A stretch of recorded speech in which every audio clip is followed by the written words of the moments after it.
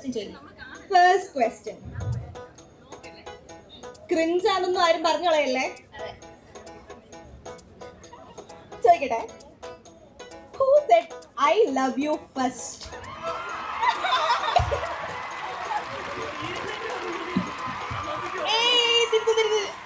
അനന്തു കൃഷ്ണപ്രിയെ പൊക്കിയിരിക്കുന്നേ. അത് പറ്റത്തില്ല. അവള് അനന്തു. അപ്പൊ ഞങ്ങൾ രണ്ടുപേരും അങ്ങനെ പ്രപ്പോസ് ചെയ്തിട്ടൊന്നുമില്ല ആക്ച്വലി. ഞങ്ങൾ അങ്ങനെ അങ്ങ് തീരുമാനിക്കരുത്. മെച്യൂർ ആയിട്ടുള്ള ഡിസിഷൻ ആയിരുന്നു. അതിന്റെ ഇടയ്ക്ക് എനിക്ക് അതിന് ഇഷ്ടം ആ സാധനം ഉണ്ടായിട്ടില്ല. Clear answer. കള്ളെന്ന് കൂട്ടുകാർ പറയുന്നുണ്ട്. ഇത് വാസ്തവം എന്താണെന്ന് എനിക്കറിയില്ല. ഇന്റേൺഷിപ്പിന്റെ സമയത്ത് ഇങ്ങനെ റൂമിലിരുന്ന് ഇങ്ങനെ മൊബൈൽ ഇങ്ങനെ തോണ്ടിക്കൊണ്ടിരുന്ന സമയത്ത് ഇൻസ്റ്റാഗ്രാമിൽ ഒരു മെസ്സേജ്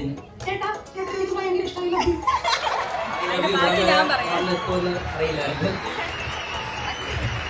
അത് ആക്ച്വലി ഒരു റാങ്കിന്റെ ഭാഗമായിട്ട് ഇവർ അയച്ചതായിരുന്നു. ഞാൻ അത് ആ വോയിസ് വളരെ തമാശയായിരുന്നു. ഉടനെ ഒരാൾ അപ്പുറത്തുനിന്ന് സീരിയസ് ആയിട്ട്, അല്ല അതിപ്പോ ഇങ്ങനെയൊക്കെ പറഞ്ഞാൽ എങ്ങനെയാ, അത് നമുക്ക് 2 ദിവസം എടുത്ത് സംസാരിച്ചിട്ടൊക്കെ പറ്റണം. അപ്പൊ തന്നെ ഞാൻ പറഞ്ഞു, ചേട്ടാ ഞാൻ വെറുതെ പറഞ്ഞതാ, ലീവ് ഇറ്റ് ഔട്ട്. അത് കഴിഞ്ഞ് പിന്നെ സീരിയസ് ആയിട്ട് എൻ്റെ അടുത്ത് മാരേജ് പ്രപ്പോസൽ ആയിട്ട്. അടുത്ത question, who is more patient? നിങ്ങൾ തമ്മിൽ ആർക്കാണ് ഏറ്റവും കൂടുതൽ ക്ഷമയുള്ളത്? ഓക്കെ, അടുത്തത് പിന്നെയും ഒരു ക്രിഞ്ചാണേ. Who is more romantic? ആർക്കായിരുന്നു സ്നേഹം കൂടുതൽ? അതും അനന്തു തന്നെ. അനന്ത് സ്കോർ ചെയ്യുവാണേ. അടുത്തത്, who has better sense of humour? അത് എല്ലാവർക്കും അറിയാൻ തോന്നുന്നു. Again അനന്തു. അടുത്തത് കേൾപ്പിക്കായിരിക്കും മിക്കവാറും കിട്ടുക. Who is more likely to start an argument? ആരാണ് തർക്കം തുടങ്ങുക? അത് എല്ലാവർക്കും അറിയാവുന്ന കാര്യം. ഇവിടെ കൂടിയിരിക്കുന്ന ആർക്കും അതിന് വലിയ തർക്കമൊന്നും ഉണ്ടാവില്ല. പക്ഷെ അപ്പൊ തന്നെ പാവമാണ്. Who enjoys trying new food items?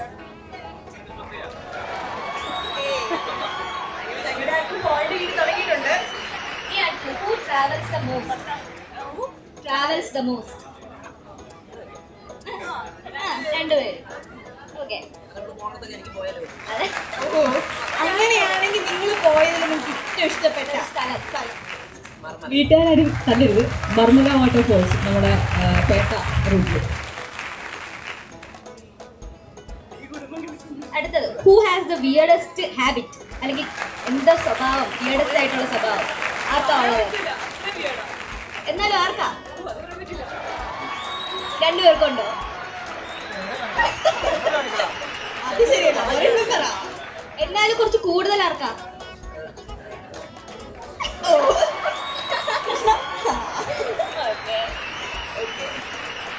നിങ്ങൾക്കത് എക്സ്പ്ലെയിൻ ചെയ്യാൻ പറ്റുമോ? അല്ലെങ്കിൽ ഒരു എന്താന്ന് ക്ലൂ തരാൻ പറ്റുമോ? ഒരു ക്ലൂ.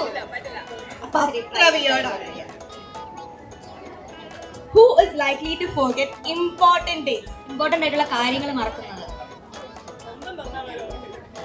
സ്വന്തം പിറന്നാൾ പോലും ഓർമ്മയില്ല കൃഷ്ണ പറയുന്നത്. എന്താ അനന്തു അങ്ങനെ?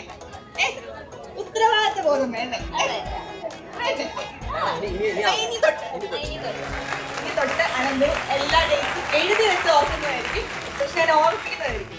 അടുത്തത്, who is more likely to surprise small gifts?